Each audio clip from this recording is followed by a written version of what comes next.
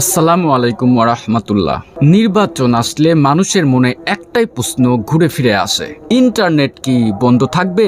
কারণ আমরা অতীতেও দেখেছি নির্বাচন, আন্দোলন বা বড় কোনো রাজনৈতিক ঘটনার সময় হঠাৎ করেই ইন্টারনেট বন্ধ বা স্লো করে দেওয়া হয়। এবারও এই নির্বাচনকে সামনে রেখে এই প্রশ্নের উত্তর দিয়েছেন স্বরাষ্ট্র উপদেষ্টা।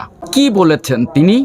এটা খোলা থাকবে, ইন্টারনেট যদি কেউ বন্ধ করে তাহলে আমরা আইনের আওতায় নিয়ে আসবো। যেটা আপনাকে মুখ একেবারে খোলা, সত্যি কথা প্রকাশ করার জন্য তো আপনারা যদি আমরা এগুলি বন্ধ করে দিই, আপনাকে বলে যে সাংবাদিকতা, এগুলি তো যেন অনুরোধ থাকবে যেন কেউ গুজব না ছড়ায়, মিথ্যা কথা যেন না ছড়ায়। তারা আমরা তো সবাই তো বাংলাদেশি, আমরা তো বাংলাদেশের জন্য, আমরা দেশের জন্য, তা আমরা সবাই সত্যি কথা বলবো। বক্তব্যে কিন্তু স্বরাষ্ট্র উপদেষ্টা বলেছেন যে ইন্টারনেট বন্ধ থাকবে না। এরপরে একটা কিন্তু রয়েছে, কিন্তুটা কি? গুজব।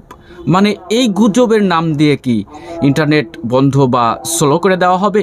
আজকের দিনে ইন্টারনেট মানে তথ্য, স্বচ্ছতা আর মানুষের কণ্ঠ। এই নির্বাচনে যদি সত্যি সত্যি ইন্টারনেট বন্ধ বা স্লো করে দেওয়া হয়, তাহলে কিন্তু বিশ্বাসযোগ্যতা হারাবে জাতীয় নির্বাচন। ভালো থাকবেন, আল্লাহ হাফেজ।